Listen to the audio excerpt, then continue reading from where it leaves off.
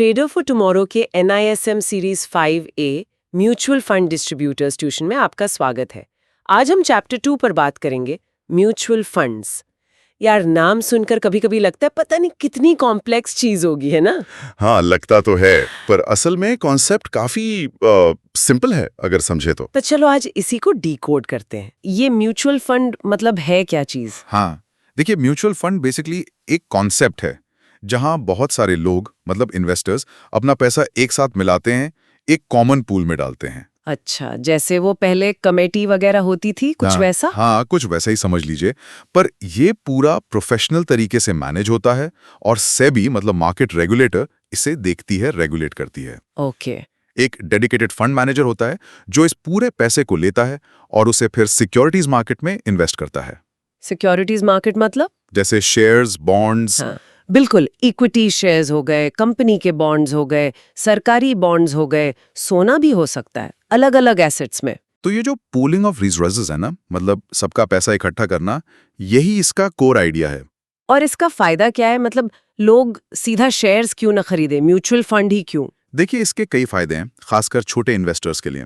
सबसे बड़ा फायदा है डाइवर्सिफिकेशन। डाइवर्सिफिकेशन मतलब सोचिए, अगर किसी के पास सिर्फ 1000 या 2000 रुपए इन्वेस्ट करने के लिए, हाँ, तो वो अकेले शायद 1 या 2 कंपनी के ही शेयर खरीद पाएंगे। हाँ, लेकिन म्यूचुअल फंड के जरिए वही 1000 रुपए शायद 50-60 अलग अलग कंपनियों या बॉन्ड्स में बढ़ जाते हैं। अच्छा, तो रिस्क कम हो जाता है एक तरह से। बिल्कुल, रिस्क फैल जाता है।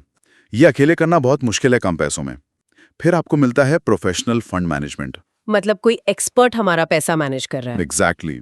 एक एक्सपर्ट टीम होती है जो रिसर्च करती है, देखती है कहाँ पैसा लगाना है, कब निकलना है। ये उनका फुल टाइम काम है। और एक जरूरी बात समझनी चाहिए, म्यूचुअल फंड अपने आप में कोई नई चीज, कोई नया एसेट नहीं है। अच्छा। हाँ, मतलब ये सोना या प्रॉपर्टी जैसा कोई एसेट क्लास नहीं है।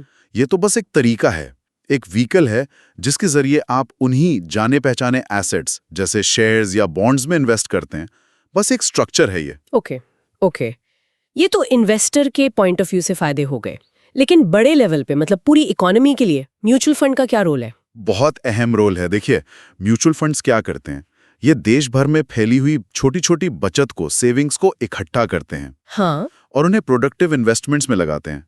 मतलब वो पैसा कंपनीज तक पहुंचाते हैं जिन्हें अपना बिजनेस बढ़ाने के लिए, फैक्ट्री लगाने के लिए कैपिटल चाहिए होता है। अच्छा, तो ये एक तरह से ब्रिज का काम करते हैं, सेव करने वालों और बिजनेस के बीच। बिल्कुल सही। ये सेविंग्स को सही जगह चैनलाइज करते हैं। इससे कैपिटल मार्केट की ग्रोथ होती है, कंपनीज को पैसा मिलता है और ओवरऑल इकोनॉमी को बूस्ट मिलता है। और इन्वेस्टर्स के लिए वेल्थ क्रिएशन का जरिया तो है ही। वो तो है ही, लॉन्ग टर्म में पैसा बनाने का एक अच्छा तरीका। ठीक है, समझ गई। तो जैसे हर सफर की एक मंजिल होती है, वैसे ही हर म्यूचुअल फंड स्कीम का भी कोई खास मकसद होता होगा, एक गोल। एग्जैक्टली। उसी मकसद को हम कहते हैं इन्वेस्टमेंट ऑब्जेक्टिव। हर म्यूचुअल फंड स्कीम का एक बिल्कुल क्लियर, डिफाइंड ऑब्जेक्टिव होता है कि वो इन्वेस्टर के लिए क्या हासिल करना चाहती है। मतलब? देखिए, हर इन्वेस्टर की जरूरत अलग होती है ना। हाँ। किसी को चाहिए कि मेरा पैसा सेफ रहे, ज्यादा रिस्क ना हो। हाँ। किसी को चाहिए कि मुझे हर महीने थोड़ी रेगुलर इनकम मिलती रहे। और कोई चाहता है कि मेरा पैसा लंबे समय में खूब बढ़े, मतलब कैपिटल एप्रिसिएशन हो। राइट। तो म्यूचुअल फंड्स इन्हीं अलग अलग जरूरतों के हिसाब से स्कीम्स डिजाइन करते हैं। जैसे? उदाहरण के लिए, अगर किसी इन्वेस्टर को चाहिए रीजनेबल इनकम और साथ में हाई लिक्विडिटी, मतलब पैसा जब चाहे आसानी से निकाल सके जी, तो वो शायद ऐसी स्कीम देखेगा जो बहुत शॉर्ट टर्म डेट इंस्ट्रूमेंट्स जैसे ट्रेजरी बिल्स वगैरह में इन्वेस्ट करती हो, लिक्विड फंड जैसा कुछ। ओके, मतलब सेफ्टी और पैसा निकालने की आसानी। हाँ। दूसरी तरफ, अगर किसी का लक्ष्य है लॉन्ग टर्म में कैपिटल एप्रिसिएशन, मतलब पैसे की वैल्यू को बढ़ाना, ग्रोथ चाहिए। हाँ, ग्रोथ चाहिए, तो वो शायद ऐसी स्कीम चुनेगा जो ज्यादातर पैसा इक्विटी शेयर्स में लगाती है, एक इक्विटी फंड। ठीक है। और मान लीजिए कोई चाहता है कि मुझे थोड़ी रेगुलर इनकम भी मिले और मेरा पैसा बढ़ता भी रहे, मतलब एक बैलेंस चाहिए, इनकम और ग्रोथ का मिक्स। बिल्कुल। तो वो शायद एक हाइब्रिड टाइप की स्कीम देख सकता है जो अपना पैसा स्टॉक्स और बॉन्ड्स दोनों में बांट कर लगाती है। अच्छा, तो अलग अलग जरूरत के लिए अलग अलग ऑब्जेक्टिव वाली स्कीम्स हैं। एग्जैक्टली। पर ये ऑब्जेक्टिव सिर्फ कहने के लिए है या फंड मैनेजर को इन्हें मानना ही पड़ता है?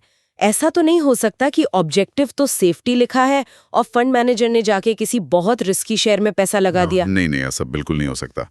यहीं पर आती है पिक्चर में इन्वेस्टमेंट पॉलिसी। इन्वेस्टमेंट पॉलिसी ये क्या है? देखिए, इन्वेस्टमेंट ऑब्जेक्टिव बताता है कि क्या हासिल करना है, मतलब मंजिल क्या है। हाँ, और इन्वेस्टमेंट पॉलिसी बताती है कि कैसे हासिल करना है, मतलब उस मंजिल तक पहुंचने का रास्ता और नियम क्या होंगे। ओके, मतलब ये रूल्स है फंड मैनेजर के लिए। हाँ, ये एक तरह से स्कीम की रूल बुक है।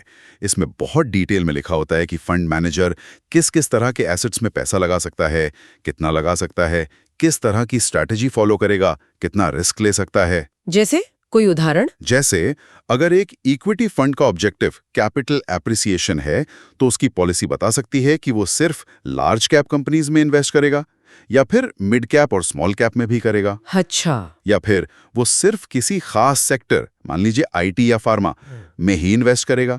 या ये भी लिखा हो सकता है कि किसी एक कंपनी के शेयर में टोटल फंड का कितना % से ज्यादा पैसा नहीं लगाया जा सकता। समझ गई।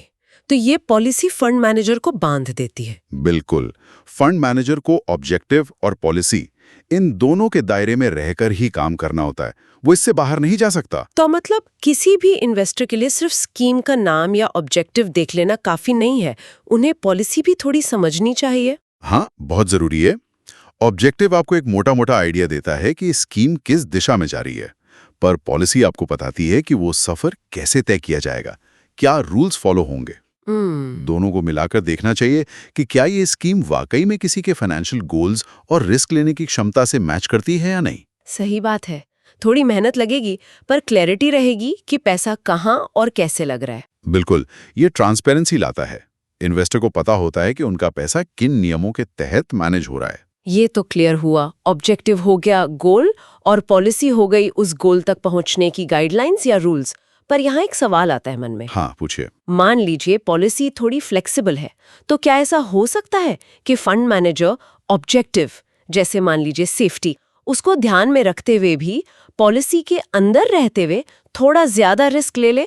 और अगर कभी फंड मैनेजर पॉलिसी फॉलो न करे तो उसके क्या नतीजे होते हैं? ये इंटरेस्टिंग सवाल है। इसके बारे में शायद हम अगली बार बात कर सकते हैं।